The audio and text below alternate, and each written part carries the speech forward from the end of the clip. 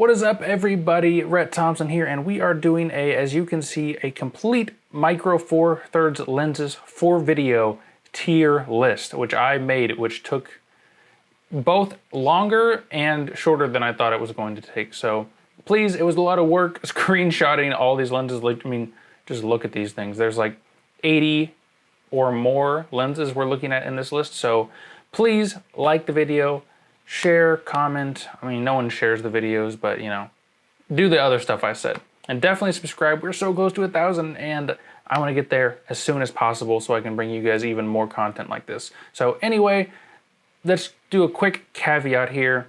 I'm going to try to slow down because I don't want to edit too much. This is going to be as live as we get until we're at 1,000. And would you guys want to see live streams, by the way, if we do make it to 1,000 soon?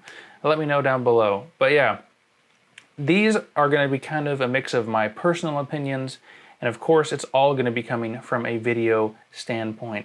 Why are these lenses good for video, and trying to find the best ones. Obviously you can make good content and great images with all of these lenses, probably, but what is going to make that easy on you? What lenses are going to help you out? And what lenses are going to be kind of fighting you? So I used the Ultimate Micro 4/3 lens website to kind of compile this. So it's going to be in a weird order. And so that's why we're doing these Olympus Zooms first. Starting with, I think this is the Olympus 7-14 f2.8. This seems like a pretty great lens. It's probably not parfocal. I'll just come out and say that right away, which makes me want to put it in like maybe A or B. Put it in B. We'll put it in A for now. So what does this lens have going for it? It is not quite parfocal, and most likely just because the 12-40 and the 40-150 f2.8 lenses are not parfocal, but they're all okay-ish or pretty decent, so whatever. Probably doesn't matter with the lens this wide. So an f2.8, which is really great, especially on micro 4/3, where your depth of field and your light gathering and your low light performance can be kind of decent, not decent, but kind of bad, at least compared to like full frame. As a general rule, you know, we're talking super general here. So yeah, but that manual focus clutch is super great. We'll put it in A for now. We'll put it in A. There's no image stabilization, which is nice, but a lot of these really great lenses aren't going to have it. Okay, so this is the Olympus 9-18 millimeter. It's like an F, you know, let's look at the big list here real quick. It's an F4 to F5.6, and from what I can tell, this is a pretty rough one, guys. I'm sure the focus is not good. I'm sure the zoom is not good. It's a pretty limited range, pretty limited aperture, and honestly, this thing's pretty expensive for what it is. I'm putting this in D, because there's way better value wide angles. It's not that wide. And there's primes like the Leica that are even better value and even cheaper for less money. I don't know. It's not my favorite. Let's see how much that goes for on Amazon real quick, just so I'm not like making this up. Yeah, it's almost $600, and that's with it being 17% off. So $700 new for this thing is brutal. I am factoring price into this a little bit, so yeah, and that's not great. So this looks to me like it cropped poorly, but this looks like the Olympus 12-40. And we'll put this in A, but that makes me kind of want to put this other Olympus in B, just because as a video maker, the 7-14, we'll leave it in A for now, but 7-14, not the most all-encompassing range ever. This lens is not even a micro 4/3 lens, I've realized. It's a 4/3 lens with an adapter, Olympus 12-50 f3.5 to 5.6. It's going in D just because I hate variable apertures with very few exceptions. So yeah, let's keep going. Oh, this is the Olympus 12-100.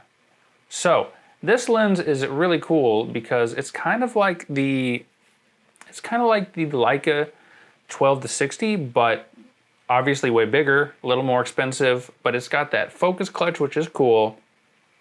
It's got a cool, pretty much parfocal zoom range.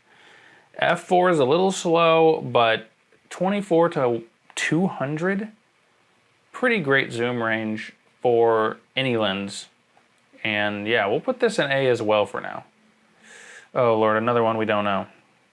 Olympus 12 to 42 f3.5 to 5.6. Pretty limited range, pretty limited aperture, no stabilization if I'm not mistaken, because almost no Olympuses have stabilization. So we're taking this, we're putting it in D as well. What's this one? This is another Olympus 14 to 42. You know, a lot of these Olympus lenses are really cheap if you've used any of them, and I would generally stay away from them. This one's going in D as well. Guys, you will not believe this. A third Olympus 14 to 42 and a third one in the trash. So this one might be a little interesting. This looks like a 14 to 140 or 150. And generally, I'm going to put these just because the super zoom nature of them is pretty interesting. I'm going to put this in C. I guarantee this is not profocal. I guarantee the focus is a nightmare. And I guarantee a lot of things are going to be bad about this lens. F4 to f5.6. No stabilization, so unless you're on a camera with IBIS, stay away. But I'm going to put this in C just because the big zoom range, if you're outside, can be nice. And generally how I handle those lenses with a variable aperture is just close it to f, 5.6, call it a day. This looks like another one. I don't know the difference, so we're putting it in. I should have said that as well. Have obviously not used every single one of these lenses, and so inevitably, some of these are going to have to be based on my best guess on how it's going to go. So next up, Olympus 40 to 150 f2.8 Pro. Pretty incredible lens. It's like your classic 70 to 200, but it goes all the way to 300. It's got an f2.8 aperture, manual focus clutch. It's got a programmable button, which you might be able to see on the little picture here I took. The cropping is not great on this website, but I'll take some responsibility for that just because all the lenses are in different orientations and I'm kind of lazy. So it's going in A for now, again, just because for me, the Leica stabilization makes it not as great as some other options. I get annoyed, this is a personal thing, but I get annoyed that the focus ring on all these Olympuses turns the opposite way from lenses I've used from Panasonic. And so for me, the Olympus is kind of annoying. I have a whole video on the Olympus versus the other telephoto lenses for Micro Four Thirds and the video on the Olympus itself. But yeah, pretty amazing lens, really good close-up features.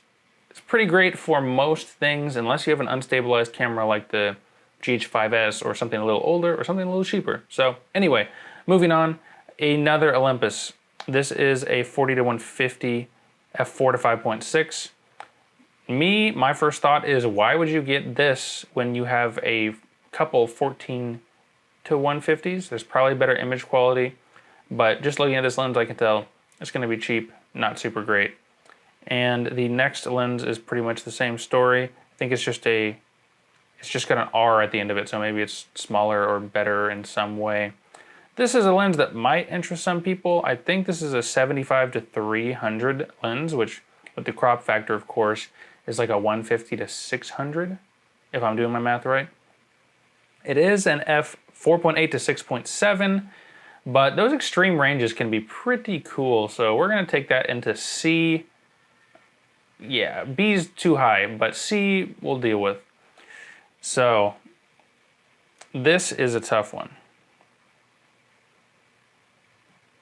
This is the Olympus 150 to 400 f4.5 with built-in teleconverter 1.5 times X. It's a pro lens. It's a 300 to 800 millimeter lens. It's got tons of controls, buttons, but it's so expensive. It is like, was it like $7,000? Let's check on B&H here. We've got our second window up here. Please verify you're a human. I opened too many tabs doing this, but needless to say, it's ridiculously expensive, and it comes with 95 millimeter filters. Oh, if you need an extreme, super crazy telephoto, it's pretty hard to justify this one I'll put it in C just because the price. If this was a couple $1,000s, but like, you know, we're looking at, compared to later on, the Panasonic 100 to 400, 50 to 200 with the teleconverter.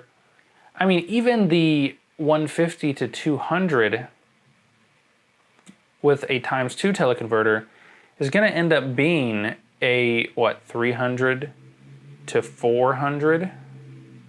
Not a 300 to 400, sorry. An 80 to 400 f5.6. Yeah, I mean, and for way cheaper and way more versatile, because you can still zoom out way further, just take the teleconverter off, and you can still get that f2.8 in a pinch. So yeah, that's a nope for me, brother.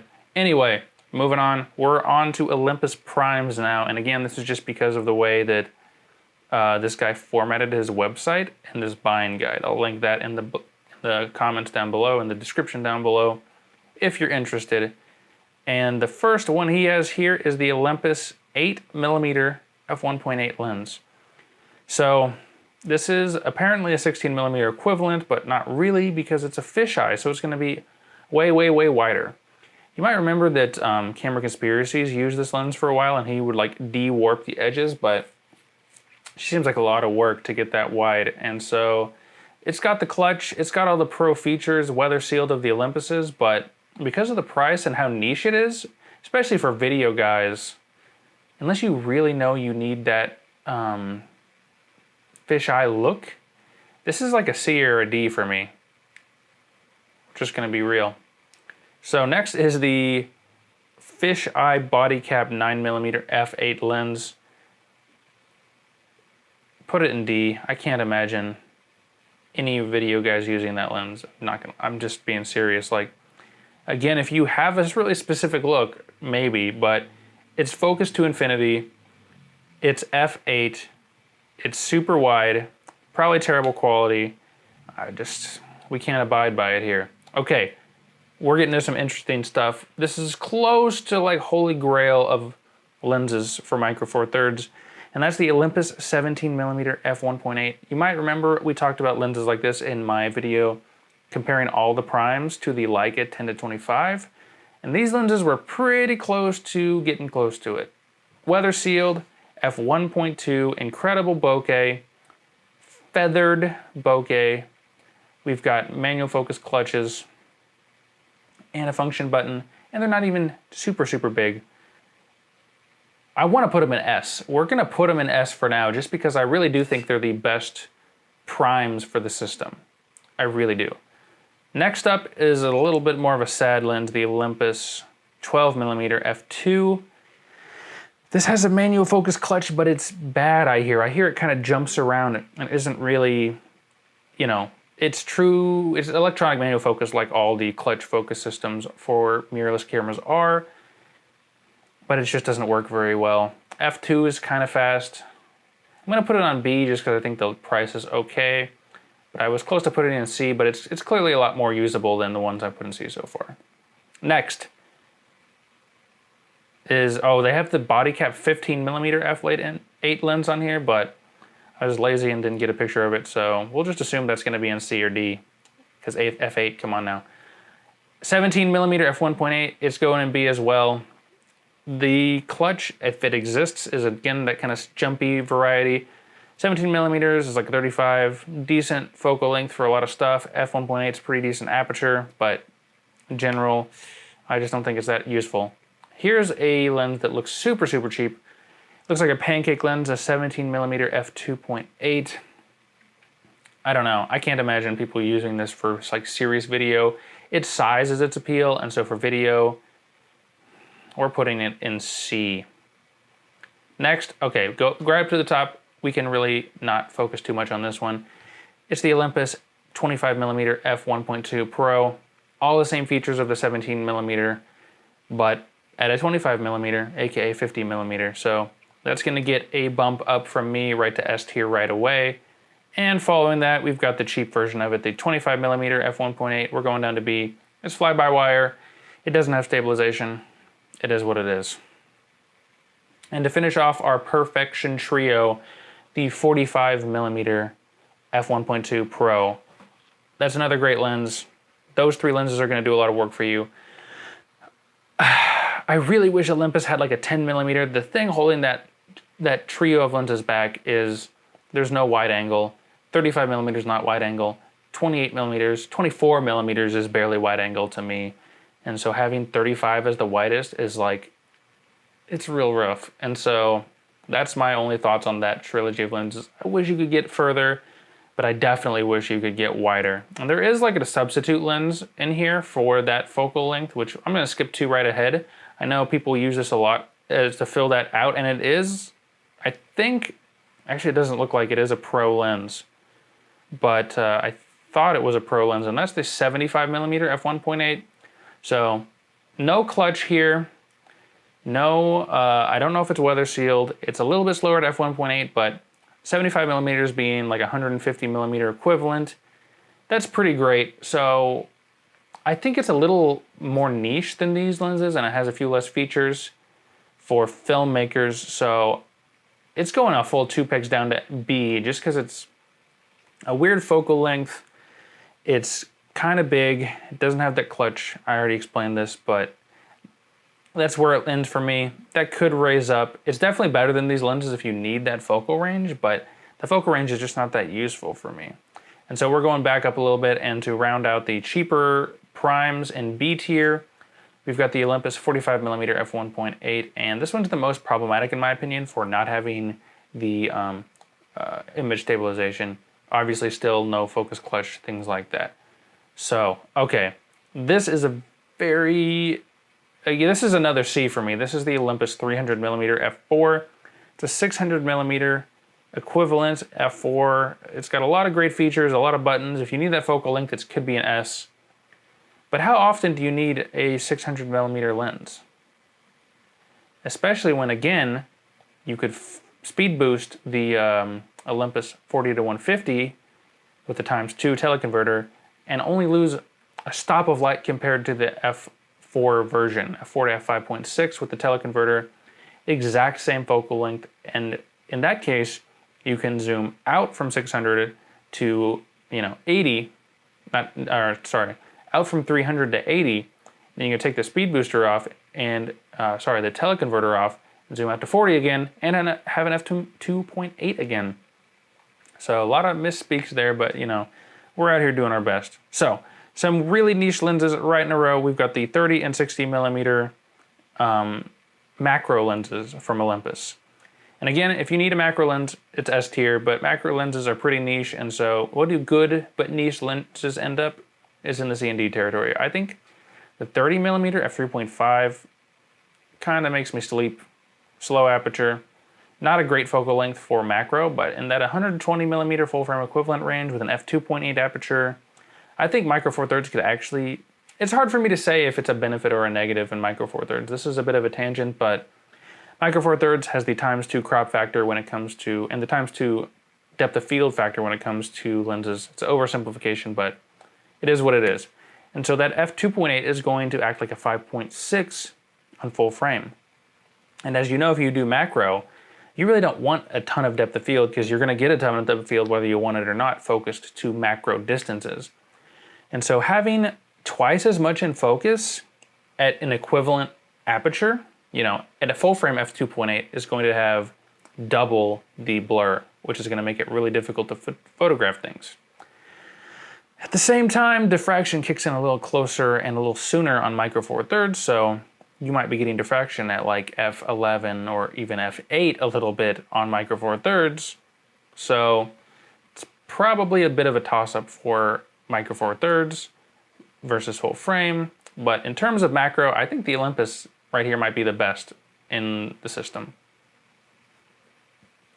Down to the Panasonic Zoom lenses. They start with the widest focal length here, so we've got the Lumix 7-14. So this is a tough one for sure. I know I almost moved this one down to B. I think this one's gonna go in C tier, and this one pains me a little because I think it is better than C. It's like a C plus probably. We might move this around a little bit. but you can't put a filter on it. It is kind of slow at f4. That's really all you gotta say. For video, we're so locked into our shutter speed that you sometimes need filters for ND and for diffusion. And so a lens that is f4, no filters, can only stop down so far. I just think this next lens is much better, and I'm gonna put this in B. The only reason it's not higher is because I think that ultra wide lens zoom is kind of niche, and I think its price is a little high, but it's a really great lens. 8-18, if it acts anything like the other Leicas, like the 12-60, 50-100, it's gonna be a great lens. I think it's gonna be parfocal.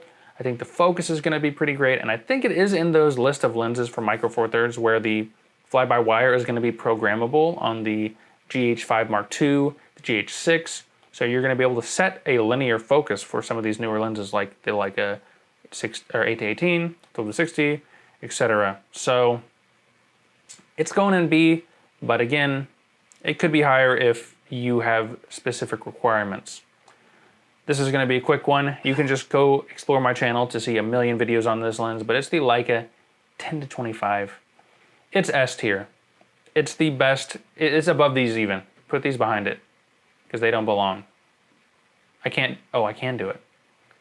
Put the Olympus Primes behind it because it is only a bit faster than these lenses, or sorry, those lenses are only a bit faster than the Leica 10-25, but the Leica 10-25 goes from 10 millimeters to 25 millimeters.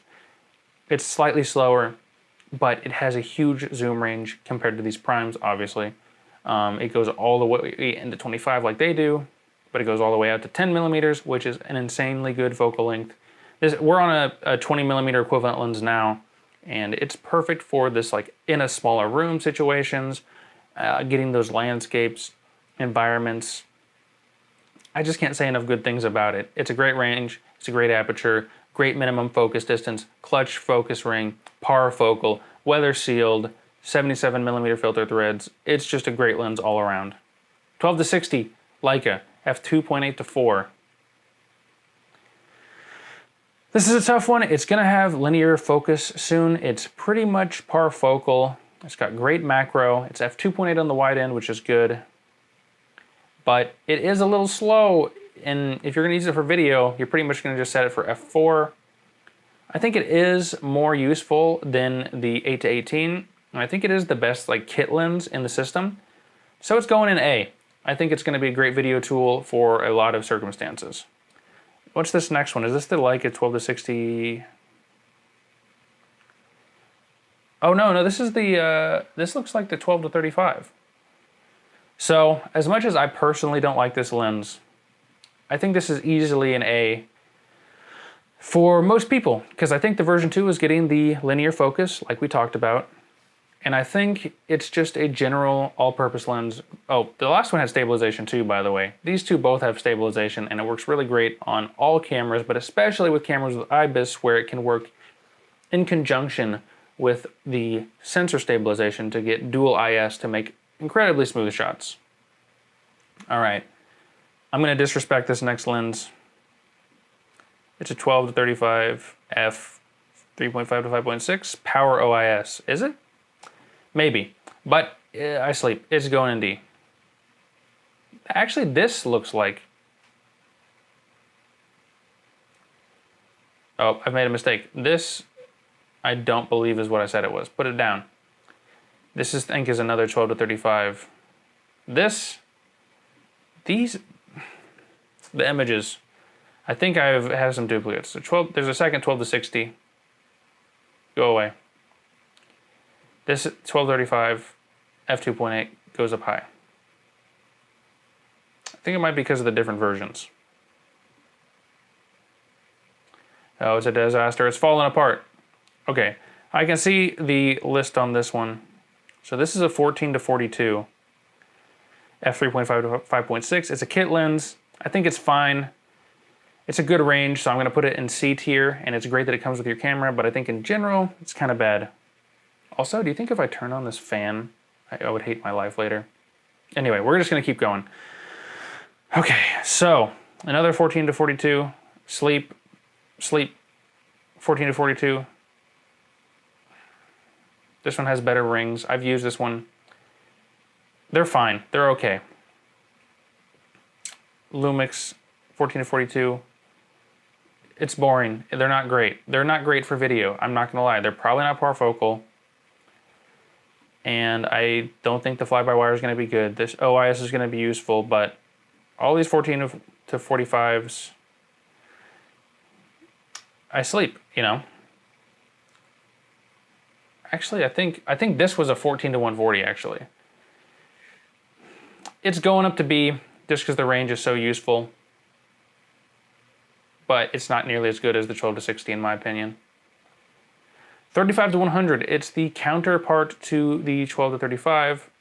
It's not as general purpose because it's all telephoto, but I think it stands its own against the Olympus 40-150 despite having a smaller zoom range, and I like it better than the 12-35, even though the 12-35 technically is more universal. And there's another 35-100, you know, the version 2, the version 1, they're hardly different. The version 2 is going to have the linear focus. All right, small boy, 35-100. I'm going to put it in C. I think you can still get some good results. It's got image stabilization. Same with this, 40-150, 45-175. They're C or D tier. Same with the 100-300. Same with the 45-200. Same with the 100-300 again, or whatever that is. Who would even know what this lens is? We're gonna have to look. Oh, I think that's the 100-300 or 100-400 Leica. Yeah, it's not good. It's got a sticky zoom. I don't think it's a good lens. The Leica, if you're gonna get the Leica to 100-400, just get the Leica 100-300 because it's almost as good. And it's got a sticky zoom. It's got a bad focus. The image stabilization doesn't seem that good. I don't know. Lumix fisheye 8mm, too niche. It goes in D. Lumix 12mm f1.4. This is a great prime, but I think it's definitely under. Yeah, it's definitely under the Olympuses because it's slower. It has a fly-by-wire, which is getting tweaked, but it's real expensive. I'm gonna put it in B. So welcome to the saddest lens in the Micro Four Thirds lineup. If you love this lens, I'm sorry, because it does seem cool how small it is, but it's the 14mm f2.8 or 2.5, so it's going in D tier. One control point is the focus ring. Aperture is small. Minimum focus is okay. Focal length is. It's making me go to sleep just thinking about a 28mm focal length. What's next here? This is a big jump because this lens is not that different, but just putting a 1.7 aperture on this Leica 15mm, it goes up to B because it's got a little manual focus switch. It's got a aperture ring, which is cool. I didn't mention that on the 12mm, but yeah, it's about as cool as the 12mm, I would say. 20mm pancake, I think it's just inferior. I think we have to rank the 25mm f1.7 before we do the 20mm. I think it's good. I think it's going in B. No stabilization, fly-by-wire, but a good fast aperture, good minimum focus. 20mm, I don't think it's as good. I think it's harder to use. I think it's too small for its own good. It's going in C. 25mm f1.4 version 1 and 2, they're not that different. They're both going in the same one. One's weather sealed, so that could matter, but otherwise they're both fine. Oh, we've got an Olympus, a Lumix 30mm macro. It's not in the macro section, so is it a real macro? If it is, maybe B. If it's line, I think it's D. f2.8. Yeah, I think it's just a worse version of the Leica 45mm f2.8, which is only a C tier. I know I skipped one, and that's the Lumix 42.5 f1.7. It's a good lens. It's a good lens. Oh wait, did I do something out of order? No, I just haven't ranked it yet. This is the Macro. Put it in C. So, the Lumix, we're missing the 42.5 portrait lens, aren't we?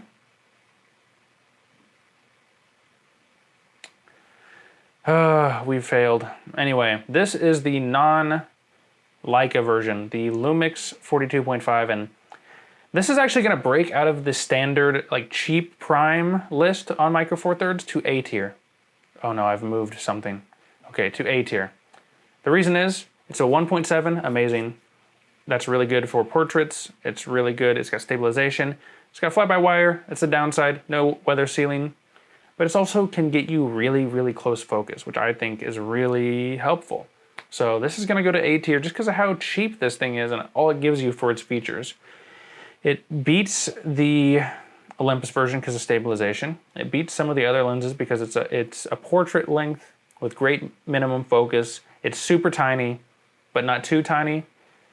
I just like it. It's going an A for me. All right, 3D, Panasonic 3D lens. Welcome to D tier. I don't know if this or how this or if this could ever work for video. I don't know what it does, but it's a 12.5 millimeter f12 3D lens. So unless you're James Cameron doing something with the next Avatar movie, probably not going to be super interesting to you. We're getting a little big here on the list, so we're going to shrink it down. We somehow lost the Panasonic 42.5 millimeter f1.2, but I would probably put it has to go in A. I feel like it's just so cool. The characteristics are great. Actually, I changed everything I said. It's going in B tier because the minimum focus is bad, the chromatic aberration is higher than you'd expect for a lens of that class. It's got fly-by-wire, not a clutch or anything cool like that, and it's not weather sealed, which is a crime for a lens at that price point. So as much as I like that lens, I have to be realistic and put that in B tier. So if I had an image of it, I would put it in B tier. So this next lens is interesting. It's a Tamron 14 to 150 f3.5 to 5.6. It's got image, I don't think it has image stabilization. It's not parfocal, but it's a huge zoom range. I wish I could put it in B, but he goes in C. Okay, here's some interesting lenses. I'm gonna kind of group these up real quick just because they should be grouped up. So the Sigma f1.4 primes, they're for APS-C and Micro Four Thirds. So on Micro Four Thirds, the focal length is gonna be a little bit weird for sure, but you know, they're what, a 32, a 60, and a 112 millimeter lens. So those are some very unique focal lengths. F1.4 is going to get you some really great blurry background situations. I believe they all have a similar, no, they don't have the same filter thread, which would have been nice to create like a little set. You could use all the same filters and everything. But we're going to put the 16 and 30 in A, just because I think they're better versions of like the 25 millimeter. You know, they're about the same price or maybe a little more expensive, the 25 millimeter or the 15 millimeter, but they have just as fast or faster apertures than almost all these lenses. So they're going in A for me. They're also, some of them are weather sealed. Like the 16 I think is a weather sealed, and maybe the 56, but the 30 isn't.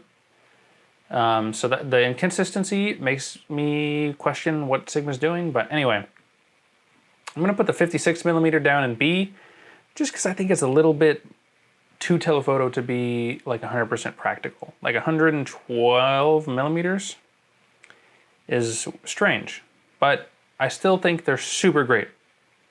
Now we go from some of Sigma's and Micro Four Thirds best lenses to, and I should say real quick, all these Sigma f1.4 lenses seem great in theory, but the fly-by-wire on them is particularly odd and the autofocus isn't going to work as great. I don't know. They're still cool for video. They can give some great results. So I lied. Everyone, take a step back. We need to have an official apology to the Panasonic 14mm f2.5 because it is a D lens, but it's probably a D+. These Sigma lenses are probably D minuses. Sigma 19mm, Sigma 19mm, Sigma 30mm, and Sigma 60mm. First off, that's like what? We've got a 38, 60, 120mm focal length. Nothing wrong with the focal length at all. Don't get me wrong. But they're f2.8s. And they look ugly as sin. They're just like a smooth barrel. I think they look terrible. Some people I've heard say they look cool, but yikes. Yeah, I don't know the point of a 2.8 prime on Micro Four Thirds. I barely get it on full frame. But it's just not fast enough. If they were f2, maybe. But f2.8 is going to be way too slow. Just buy 12 to 35 or 12 to 40 from Olympus, and you'll be good to go. So, here are some lenses I included just because of how interesting they were, and those are the Voigtlander lenses. We've got a Voigtlander, we'll look down here at the bottom, Voigtlander 10mm, 10.5mm, 21mm equivalent, 17.5mm, 35mm equivalent, 25mm, aka 50mm equivalent, 42.5mm, aka 85mm equivalent, and a 60mm, aka 120mm equivalent. So we've got a 21 to 120, 10 times zoom range, all f 0.95 4 micro four thirds, all with insanely cool characteristics, really good image quality top down, great build. I don't know if I said great macro capabilities, but great macro capabilities. And they all match like really, really well for a lens set. So for video, you know, other than the fact that they have no electronic communications, no stabilization, and no, what's it called? Weather sealing. So yeah, we're putting all the Voigtlanders in A tier, or S tier, because they are very good. I think a lot of filmmakers would have a great time using those lenses. And, you know, we move on to the, you know what, let's put the 60mm down in like B or A, just because I think it's a little too niche of a focal length to be like 100% like great for video. DZO film, I love you, you tried. But these lenses I think are A, not S. They're the DZO 10 to 24 and 20 to 70 cine lenses, you know. So I guess if you're doing film, it's S tier, but for your average video guy or filmmaker, I think it's just a little too niche. I mean, they're f2.8, not quite fast enough, no stabilization in the lens, no way to communicate stabilization with your camera. I think these would be S tier if they had electronics just to communicate focal length. So when you're zooming in and out, the focal length, the IBIS adjusts based on the focal length. But that being said, aperture, zoom, focus, all geared up, all great to go. If this is a cinematic test, these would be S tier, but for video, I think they're just a little too expensive and the characteristics are not quite there for me. And I know there's 3 lenses, but these are some duplicates, I think, or some version 1, version 2s. But I put the Leica 25 to 50, the big brother. This is one of the most infamous lenses if you follow my channel, because I complained about it until Panasonic made it. You know, was that me predicting things? Was that me forcing Panasonic to make a lens that I wanted? You know, you be the judge. Can I will things into existence, or can I merely predict the future? No one can really say, but what we do know is this Leica 25 to 50 is on its way.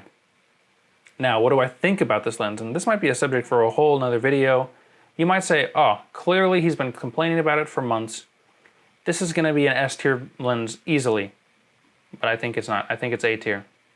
Sure, it's got all the things that make the 10 to 25 great. Let's start at the front. We've got a 77mm unique filter thread, the same aperture ring, the same aperture f1.7, the same manual focus clutch, probably still good, maybe not great, but good macro capabilities. A really solid zoom ring with parafocal, weather sealing, communicates with your camera, good autofocus. But what it doesn't have is the super unique focal range of the 10-25. The reason the 10-25 was better than the Sigma 18-35 and better than the 12-35 was because it had a great focal range. I find 20mm equivalent much more useful than 24mm. I find 25, aka 50, just as good as 35 for most things. And so it was a revolution. You just can't get that focal range on almost any camera for any price point. Full frame, micro four thirds, anywhere. And so having that with a fast aperture zoom with all these premium features is amazing.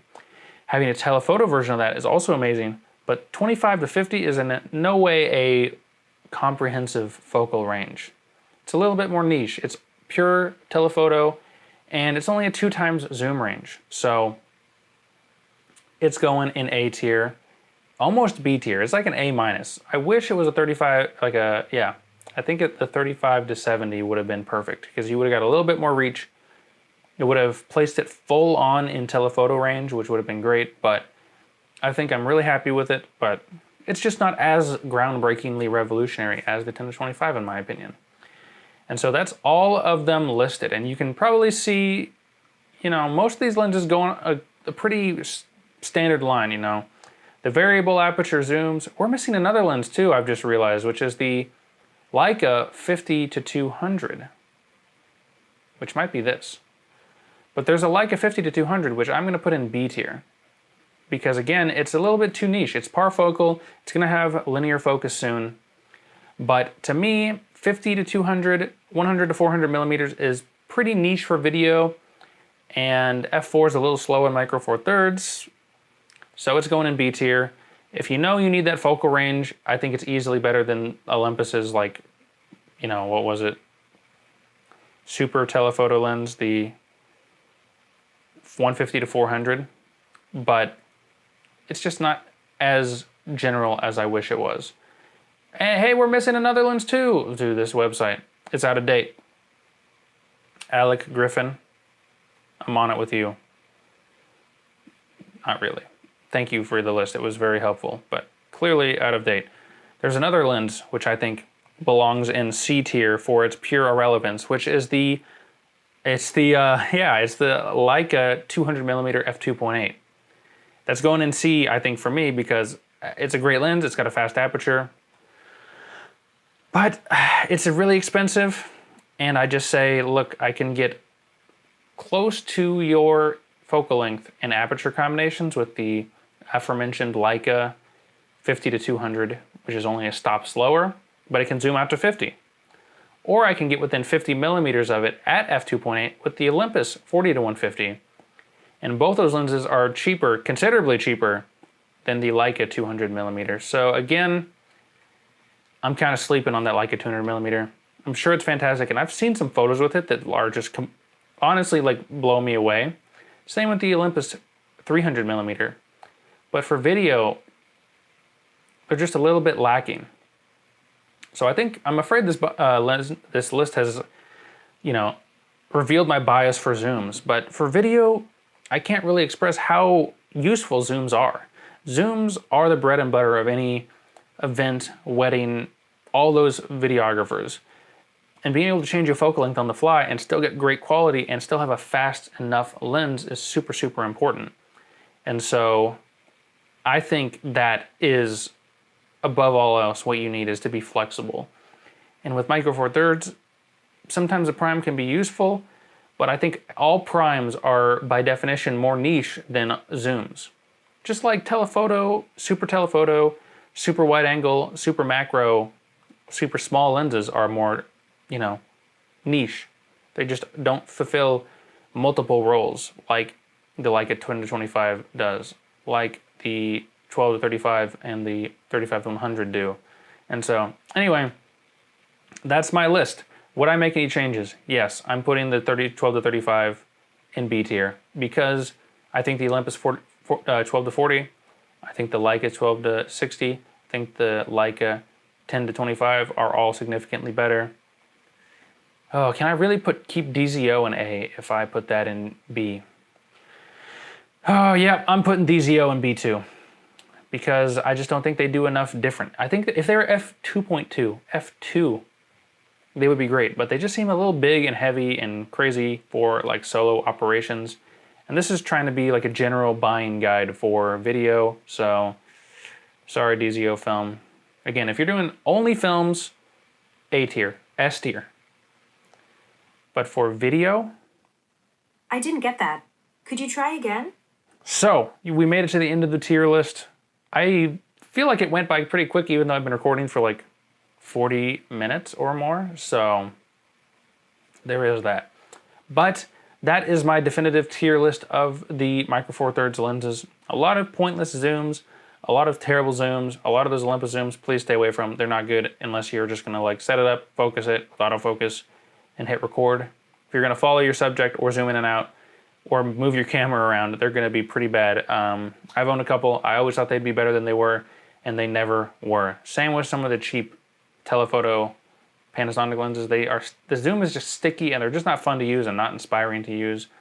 And the results are fine. So that's my tier list. Let me know if you'd want to see some third-party lenses, you know, like all the third-party lenses, because I know there's like the Mikey cinema lenses. SLR Magic's got some cool stuff. My personal favorite Midicon lens is not in this list because it's a manual focus third-party lens, so maybe we can do a little bit more tier list stuff on here, but that's all of the lenses. I know I threw the little Voigtlanders in, but that's all of the lenses ranked. Let me know. I'll include the lenses down in the description so you can make your own tier if you want to. I'll also include the Ultimate Micro Four Thirds Lens Buying Guide from Alec Griffin, even though, Alec, your list is out of date. Get those primes on there. Maybe I just missed it. I could have easily missed it. But I didn't. It is out of date, so. Anyway, this lens is probably not that super well edited. It's probably got a lot going on. It definitely has a lot going on. Anyway, I hope you like this video. Try to do something new and interesting and unique. Maybe I'll do one for the S series as well, so comment, like, subscribe if you want to see more videos like this, more tier lists. We're going to do a tier list on the S line for sure. Maybe we'll do another one for Micro Four Thirds third-party lenses just to see some weird options out there that you could maybe take advantage of as a video maker. But anyway, I can't believe these lights are still on. Can't believe this mic is still working after like almost an hour at this point. So please continue supporting the channel. Help us get to 1,000 subs, and I will see you guys in the next video. Anyway, guys, thank you for joining me. Thank you if you watched this far somehow. And yeah, please follow the channel for more videos like this and for more videos that are very different from this. We do a lot on this channel. I'd love to have you along for the ride. Anyway, see you later, and thanks for stopping by. Whoa, what a long video. How was the focus? We finally didn't backlight me. And we've been using Panasonic autofocus. Oh, it caught me. It caught back up.